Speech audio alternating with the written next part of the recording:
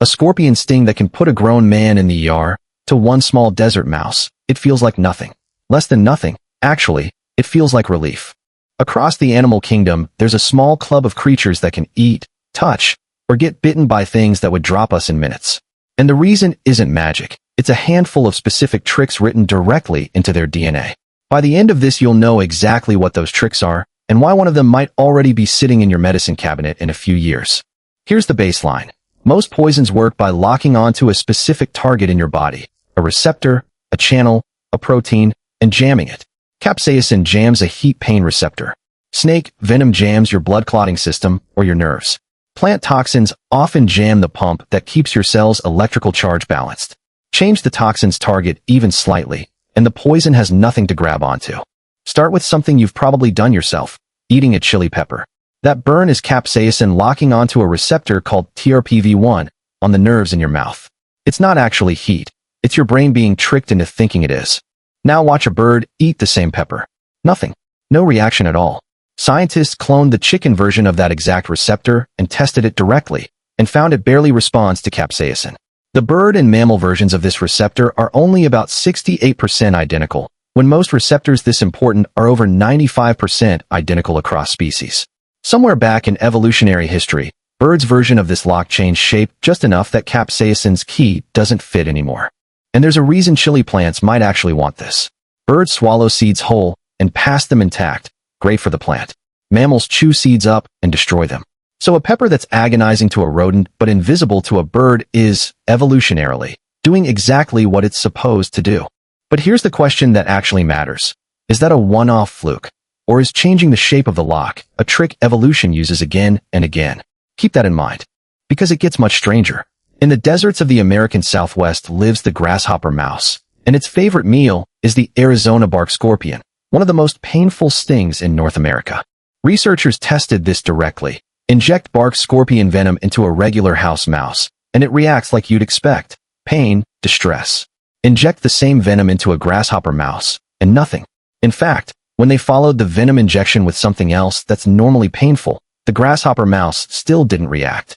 Here's why. The venom targets a sodium channel called Nav1.7, which normally starts the pain signal. But grasshopper mice have a tiny difference in a second channel, Nav1.8, whose job is to relay that signal to the brain. In the grasshopper mouse, the venom hitting that second channel doesn't relay the pain. It shuts the whole message down. The sting that should hurt becomes, functionally, a numbing agent. One species turned its predator's weapon into an anesthetic. And this is where the loop closes. It's the same underlying trick as the bird and the pepper. Not the same toxin, not the same receptor, but the exact same strategy. Change the shape of the lock the poison is trying to open, and the poison becomes meaningless. This isn't a one-off. It's a strategy nature has reused, independently, over and over, in completely unrelated animals. Which brings us to the animals that don't just survive poison, they weaponize it. Monarch butterfly caterpillars eat milkweed, a plant loaded with toxins called cardenolides that are built to jam an essential protein in every animal cell, the sodium-potassium pump, which every neuron and muscle needs to function. In most animals, block that pump and you're in cardiac arrest territory. Monarchs evolved a tiny change in that exact pump, swap out one amino acid, and the toxin barely binds anymore. And remarkably, researchers found this same swap has independently evolved in insects across at least 6 different orders that all feed on cardenolide-loaded plants, completely unrelated bugs, arriving at the identical genetic fix. That's not a coincidence. When there's only one good way to pick a particular lock, evolution keeps finding it. And monarchs take it one step further than the birds or the mice. Instead of just tolerating the toxin, they store it in their own tissue. That's why monarchs themselves are poisonous to birds that try to eat them. They didn't just dodge the plant's weapon, they stole it. Now for the opossum. Large possums in South America hunt and eat venomous pit vipers. Snake venom here doesn't attack pain receptors. It attacks blood clotting, causing hemorrhage. And the opossum's blood clotting protein has picked up mutations, right at the exact site the venom toxin grabs onto, that weaken that grip. Researchers studying this over time found evidence the opossum and the snake are locked in an ongoing evolutionary back and forth. Every time one side's toxin gets better, the other side's defense adjusts. It's been called an evolutionary arms race. And by some estimates, it's been running for millions of years, with new adjustments on both sides.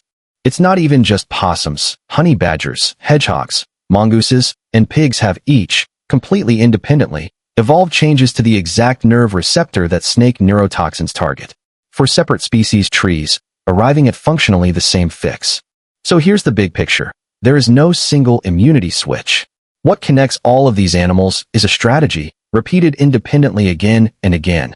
Change the shape of the lock so the poison's key stops fitting. Sometimes it's a receptor. Sometimes a blood protein. Sometimes, like in some desert rodents that eat toxic shrubs, it's not even the animal's own genes doing the work. It's the bacteria living in its gut, which can be swapped out or lost depending on diet. And this isn't just a fun fact. Every one of these mechanisms is now a lead for actual human medicine, grasshopper mouse-style pain blockers, opossum-style clotting research, even honey badger-style receptor engineering. Evolution has been running these experiments for millions of years, and we're only now reading the results. So next time something in nature looks immune to poison, it's worth asking, whose lock changed shape and when? If you want the next one of these, subscribe to our channel.